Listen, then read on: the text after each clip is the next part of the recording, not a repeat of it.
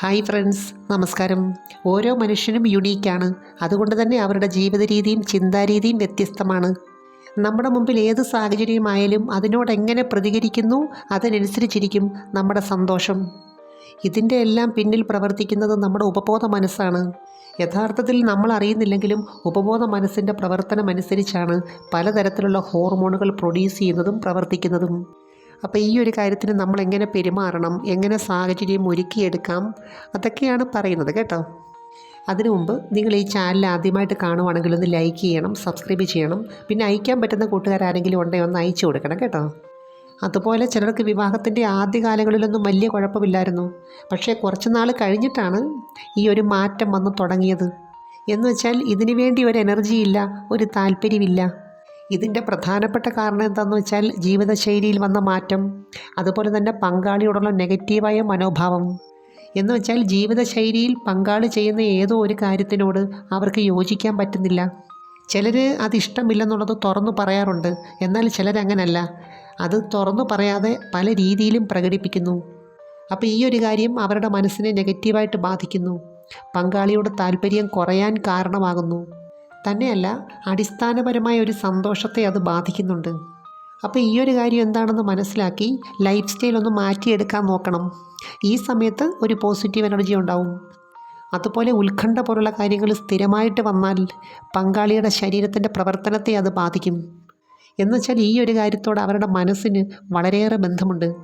എന്നുവെച്ചാൽ ഇതുമായിട്ട് ബന്ധപ്പെട്ട ഹോർമോൺ ശരീരത്തിൽ ഉൽപ്പാദിപ്പിക്കുന്നുണ്ട്, നിരന്തരം ഉൽപ്പാദിപ്പിക്കുന്നുണ്ട്.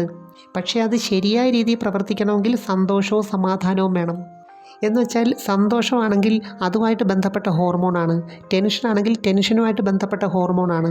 ഇനി ഏത് തരത്തിലുള്ള തോന്നലുകളാണെങ്കിലും അതുമായിട്ട് ബന്ധപ്പെട്ട ഹോർമോണുകളാണ് ഉൽപ്പാദിപ്പിക്കുന്നത്. രണ്ടാമത് ചെയ്യേണ്ട കാര്യം എന്തെന്ന് വെച്ചാൽ അവരോട് സ്നേഹം പ്രകടിപ്പിക്കുക, അവരിൽ താല്പര്യമുണ്ട് എന്ന രീതിയിൽ പെരുമാറുക.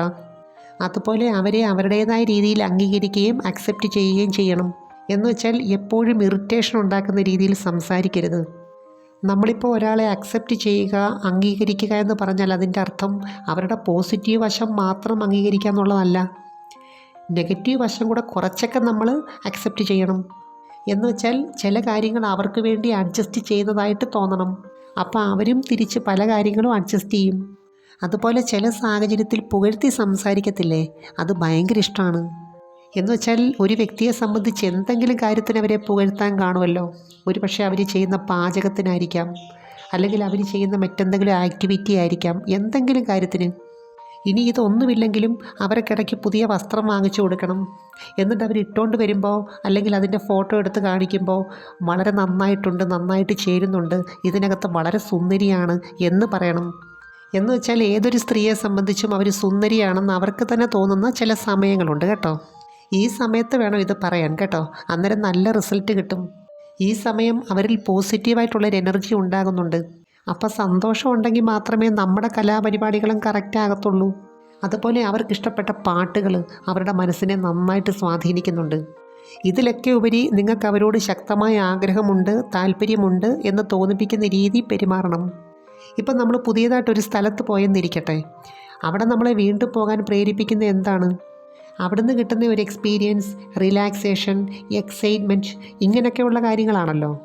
അല്ലെങ്കിൽ നമുക്ക് എന്തെങ്കിലും ഭക്ഷണം കഴിക്കുമ്പോൾ വീണ്ടും കഴിക്കാൻ തോന്നുന്ന എന്താണ്?